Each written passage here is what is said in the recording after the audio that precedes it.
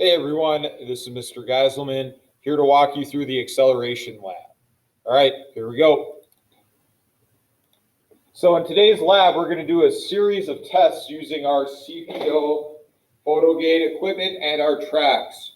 We are going to start by setting up our physics track, or our track here, and attaching PhotoGates here at the 20 centimeter mark, and then 20 centimeters away from the stopper here at the end. We're then going to take our physics car, we're going to put it on the track, and we're going to make sure that our physics stand has the track secured into it, and we're going to start at the second hole on the physics stand. We're going to take our car, and we're going to let our car go down the track. Using my PhotoGates, I can find the time it took for the car to travel from PhotoGate A to PhotoGate B. I can also find the time that it took for the car to pass through PhotoGate A, and I can find the time it took for the car to pass through PhotoGate B. So the first test is going to be here at the second hole in the physics stand. We're going to take our data, and we're going to find it right off of the timer. Next, we'll move it up to the third hole in the physics stand, so it's slightly higher, and run the same test. And we'll take our data from the timer. Next, we'll pop it up to the fourth hole, take my physics car, let it fall down the track, take my data from the timer. Then we're on to the fifth hole. So this is my fourth trial. And I'm going to let the car travel down the track,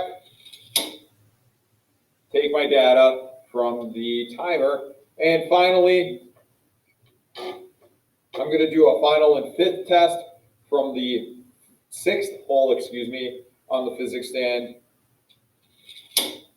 take my data from the timer, and now we're all good to go.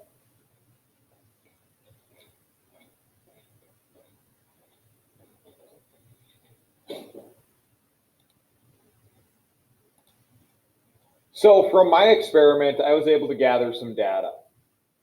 Here is the data that I got. The time through PhotoGate A, the time it took for the car to travel through the first PhotoGate, was 0.03 seconds, and the time it took to travel through PhotoGate B, the one at the bottom, was 0.01 seconds. Using velocity equals distance over time, we're going to find the velocity for each one of those. A reminder that when we're using the PhotoGates and a singular PhotoGate, 1 centimeter is the distance because that's how much of the car will actually pass through the PhotoGate. So our distance is always going to be 1 centimeter or 0.01 meters. So what was my velocity through PhotoGate A? Now that we found my velocity through PhotoGate A, what is my velocity through PhotoGate B?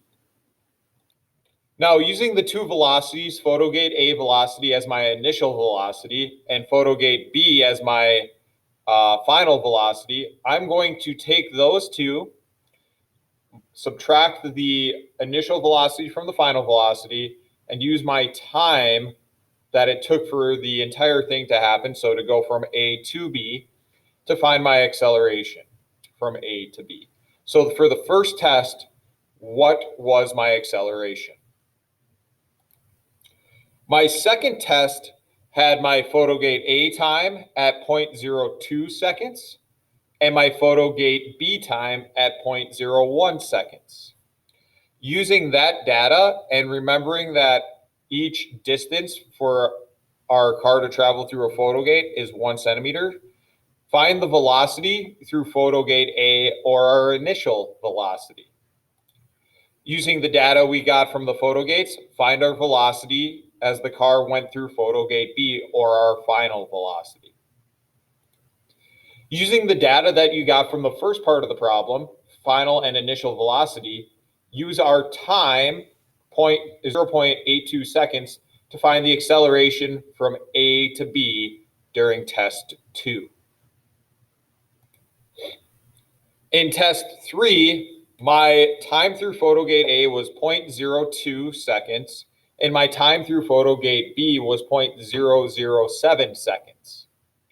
Using that data and our distance of 1 centimeter, find my velocity through photogate A, or our initial velocity, and find our final velocity, or the photogate B velocity. And then using those two numbers and our time that it took to go from A to B, 0.71 seconds, find our acceleration from A to B in test 3. For test number 4, we moved the stand up to the 5th hole in the physics stand. My times through photogate A, 0.02 seconds, and my time through photogate B, 0.06 seconds. 0.006 seconds. Using that information and remembering that 1 centimeter is my distance, find my velocity through photogate A and find my velocity through photogate B. Using those two velocities and my overall time of 0.63 seconds, find the acceleration from A to B for test 4. Last one.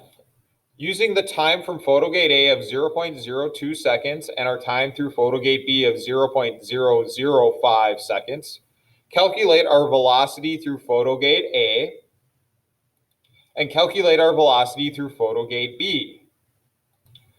Using both of those velocities in this equation and our time of 0.57 seconds that it took for the car to travel from photogate A to photogate B, find our acceleration from A to B for test 5.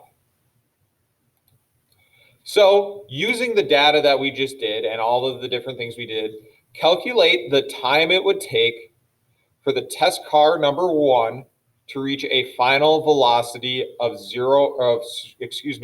250 meters per second.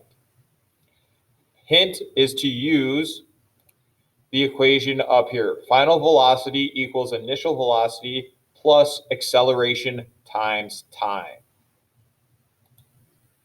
Now calculate the final velocity if the test car number 1 rolled for 2 seconds. Find our final velocity if the test car for part 1 rolled for 2 seconds. Great job, everyone. Thank you for completing the lab. Have a great day.